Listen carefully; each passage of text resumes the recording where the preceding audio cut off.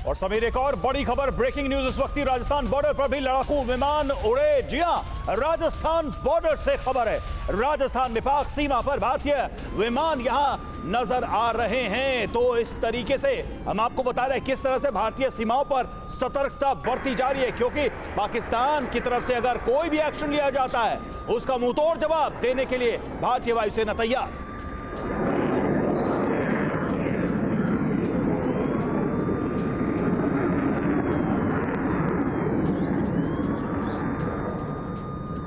सुमित, जिस तरीके से ये अलर्टनेस नजर आ रही है, निश्चित तौर पर पाकिस्तान इस तरह की हरकत कर सकता है और भारतीय सेना तैयार है, खासकर एयरफोर्स। देखिए, मैं आपको बताऊं कि ये सारा का सारा एक्सरसाइज एयर डोमिनेशन की एक्सरसाइज होती है। यानी ये तब की जाती है और ये तब किया जाता है कि पहले तो आप एयर स्पेस बंद कर देते हैं, उसके बाद जो एयर स्पेस के अंदर फाइटर एयरक्राफ्ट नजर आते हैं वो सिर्फ या तो भारतीय होते हैं, और अगर नहीं तो फिर कोई एयर स्पेस के अंदर आपको एयरक्राफ्ट नहीं नजर आएगा। और अगर कोई घुसपैठ करता है तो स्क्रैम्बलिंग की जाती है, जिसमें महज 1 से 1.5 मिनट के अंदर अगर कोई भी एयरक्राफ्ट आपके एयर स्पेस में घुसता है तो आप रिटेलिएशन करते हैं, आप लगातार स्क्रैम्बलिंग करते हैं, यानी जवाबी कार्रवाई के लिए अपने पायलट्स को तैयार रखते हैं। इस समय ना सिर्फ एलओसी पर बल्कि इंटरनेशनल बॉर्डर्स पर यही एयर डोमिनेंस की एक्सरसाइज की जा रही है और ये दिखाने की कोशिश की जा रही है कि अगर पाकिस्तान ने कोई भी भारत का एयर स्पेस वॉलेट किया तो फिर उसको जवाब तुरंत दिया जाएगा। और अभी क्योंकि पूरे एयर स्पेस के अंदर मैं आपको बताऊं कि भारत के जो फाइटर एयरक्राफ्ट है, चाहे वो सुखोई कह लीजिए, आप रफाल कह लीजिए, मिग 29 कह लीजिए, इस समय इन सारे बेसिस के ऊपर अलर्ट जारी है। स्क्रैम्बलिंग के लिए लगातार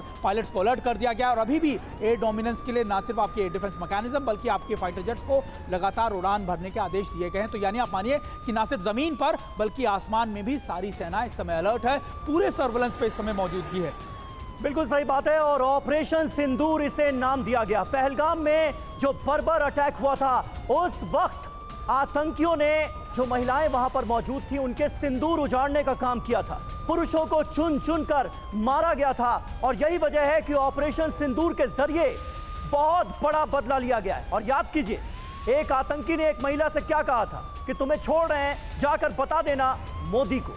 मोदी ने बता दिया है, हमला हो गया है और बहुत करारा जवाब इस बार दिया गया है। आतंक के ठिकानों को पूरी तरह से बर्बाद करके 9 जगहों पर। बड़ी खबर आ रही है, क्या बहावलपुर में टारगेट पर मसूद अजहर था? ऑपरेशन सिंदूर का टारगेट क्या मसूद अजहर था? थोड़ा सा इंतजार और कीजिए, मसूद पर बहुत बड़ी खबर आने वाली है। इस वक्त हम सिर्फ और सिर्फ इतना आपको बता सकते हैं कि जो हमला हुआ है, जो स्ट्राइक हुई है इंडियन आर्मी की तरफ से, उसमें जो टॉप आतंकी हैं जैश ए मोहम्मद के, वो मारे गए। भारत के हमले में लश्कर के टॉप आतंकी मारे गए हैं। लेकिन थोड़ा सा इंतजार और, मसूद अजहर को लेकर बहुत बड़ी खबर आने वाली है, ये अभी हम आपको बता सकते हैं। जानकारी यह भी मिल रही है कि लश्कर का हेडक्वार्टर भी तबाह कर दिया गया है। बहुत बड़ी खबर है इस वक्त इंडियन स्ट्राइक से जुड़ी हुई। ऑपरेशन सिंदूर में आतंक के अड्डों को तबाह कर दिया गया है, बर्बाद कर दिया गया है। और कहा जा सकता है कि आतंक के जो आका हैं उनकी कमर तोड़ने का काम किया गया है। रवि, ये बहुत बड़ी खबर है, लश्कर का हेडक्वार्टर भी हमले में तबाह हो गया, ये जानकारी सामने आ रही है। यानी लश्कर और जैश के जो टॉप आतंकी थे वो निशाने पर थे। बिल्कुल, इसीलिए ये सारे सवाल अब उठ रहे हैं कि वहां पर कौन कौन मौजूद था जब यह हमला किया गया। थोड़ी देर में कुछ नाम भी, बड़े नाम भी सामने आएंगे, लेकिन इतना तय है कि टॉप कमांडर्स, जो बड़े आतंकी चेहरे थे, उनका खात्मा हुआ है। इस हमले में 50 और 50 से ज्यादा आतंकी मारे जाने की सूचना मिल रही है। सवाल बार बार यही उठ रहा है कि क्या मसूद अजहर हमले में मारा गया, इसका कंफर्मेशन भी आ जाएगा। लेकिन इतना जरूर है कि बड़ी संख्या में आतंकी मारे गए हैं। और आपको बता दें कि आतंकियों के मुख्यालय को, हेडक्वार्टर्स को टारगेट किया गया है। संजय सोई सर हमारे साथ जुड़े हुए हैं, मनीष हमारे साथ इस वक्त जुड़े हुए हैं, सुमित हमारे सहयोगी जुड़े हुए हैं। मनीष, मैं आपके पास आना चाहूंगा, ये जो बात आ रही है कि टॉप कमांडर्स, टॉप आतंकी वहां पर मौजूद थे, वो मारे गए हैं, नंबर्स बहुत ज्यादा हैं, ऐसे में क्या हम कुछ बड़े नामों को मान सकते हैं कि वो भी शामिल हो सकते हैं? क्योंकि मसूद अजहर जैसे आतंकियों के बारे में भी कई सारे सवाल उठ रहे कि क्या वहां पर वो मौजूद था। बहुत हद तक इसकी संभावना है कि ये बड़ी खबर सामने आ सकती है कि जैश और लश्कर के टॉप कमांडर मारे गए हैं, जिसमें मसूद अजहर भी शामिल हो सकते हैं। ऐसी खबर आ सकती है, वो इसलिए क्योंकि जो आधिकारिक सूत्र बता रहे हैं जिसके मुताबिक इंटेलिजेंस ने इन सब ठिकानों की जानकारी दी थी और उसके बाद उस पर भारत की तीनों सेनाओं ने मिलकर संयुक्त रूप से यह ऑपरेशन चलाया था और जिसमें लॉटरिंग म्यूनिशन का इस्तेमाल किया गया था। तो ऐसी स्थिति में ये उम्मीद है और संभावना है कि कैजुअलिटी बहुत ज़्यादा होगी और उसके तहत ये संभावना बनती है, जिस तरीके का रिएक्शन उसके बाद दिखाई दे रहा है कि मसूद अजहर भी हो सकता है इस हमले की चपेट में आया हो।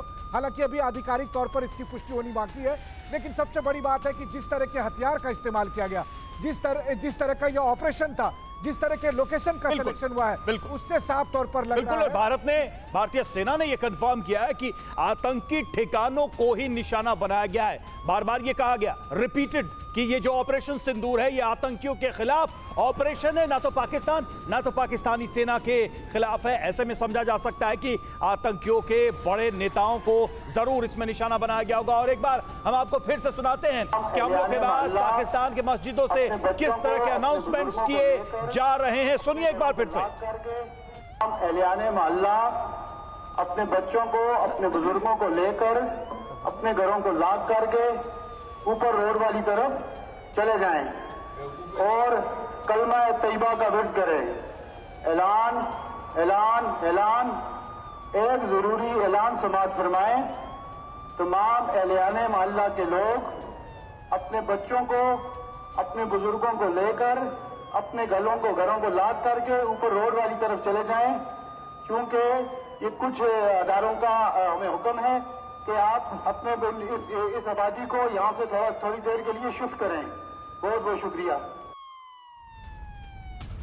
तो जो आबादी वाले इलाके हैं वहां पर मस्जिदों से ये ऐलान किया जा रहा है कि ऊपर वाली जगहों पर चले जाएं, अपने घर के बच्चों बुजुर्गों को लेकर ऊपर की तरफ कूच करें, ऊपर की तरफ रवाना हो जाएं। आबादी वाले इलाकों के लिए कुछ बड़े इदारों की तरफ से ये निर्देश दिए गए हैं। ये मस्जिदों में जो लाउडस्पीकर लगे हुए हैं उनके जरिए अनाउंसमेंट किया जा रहा है, ऐलान किया जा रहा है।